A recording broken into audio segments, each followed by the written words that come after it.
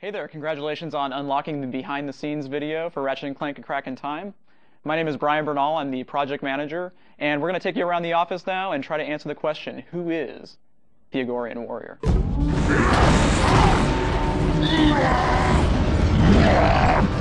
When we first set out to create all the different factions in R&CF 2, we decided that we wanted it to be, in a lot of ways, almost like a version of high school. You have the Arachnoids, who are kind of the geeky IT guys that kind of sit off in their own little table in the cafeteria.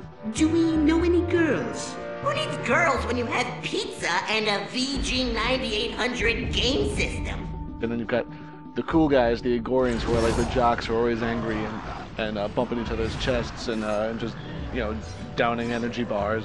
They've been around for 3,000 years, as other races have recorded them to be known, and they haven't evolved at all.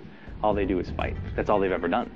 I think the best description I heard of that was, they have, you know, they're honorable, they have a sense of honor and a code, but they just keep rewriting it. You will pay for your incompetence with your lives. We realize that every time you wish death upon us, it is because you care. You know, me and Brian Algar, we wrote up a whole character breakdown of all like the character traits that we wanted, and we wanted them to be very honorable creatures, and we wanted to have this code of ethics that always kept changing. And then, you know, we took that, we showed it to the artists, and we had Greg Baldwin and Dave Girton start sketching different things up. They came back at us with some really funny stuff, and that's when it got sent over to the animator. So we tried to give it like enough of an outline where everyone had a large canvas to work from, but we still wanted to leave a lot of room for people to put their own stamp on it.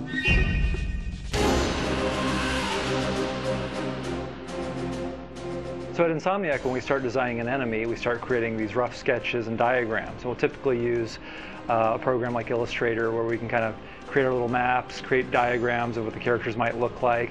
And so with the Agorians, we wanted to have different ranges of combat, because we knew at that point the player would have a lot of weapons. They'd have like a sniper rifle style weapon, and some mid-range weapons, and some short range. So that's how we designed the enemies. Here we got in the front, we've got these more mid-range bombers. We've got the melee guys that are going to run up close into battle. And then of course we've got the guys that ride the beasts in the background. And these were, you know, obviously the generals. They were the leaders of the group that the players had to hunt down.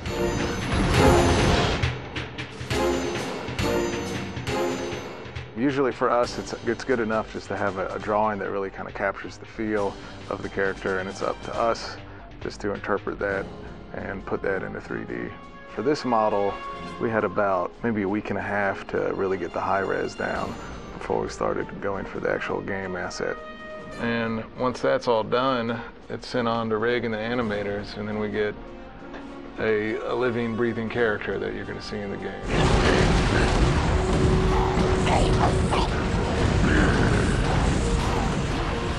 My process is I go out, I shoot some reference, do some sketches based on observing, you know, around me, just kind of taking in what I see from, you know, other people and that kind of thing. Try to get an idea for the kind of character I want.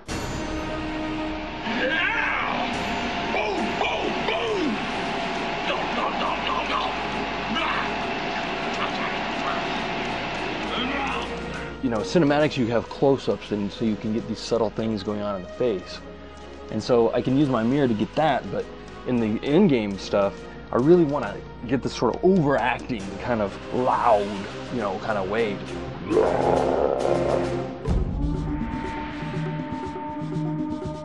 Here at Insomniac, it's painfully obvious that everyone puts a little bit of themselves into every character that they work on. Initially, they wanted to animate specifically to growl sound effects. So I growled and yelled and made myself hoarse one day, yelling in my office. Of course, I drew on my experiences in high school because I was the varsity football player. I think it's obvious.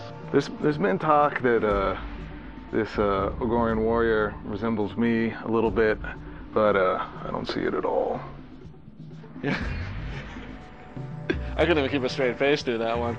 I definitely wasn't the IT guy. I don't draw inspiration from people at the office necessarily. So as far as who the Agorian Warrior is, you know, I couldn't really say. I don't know. Roar!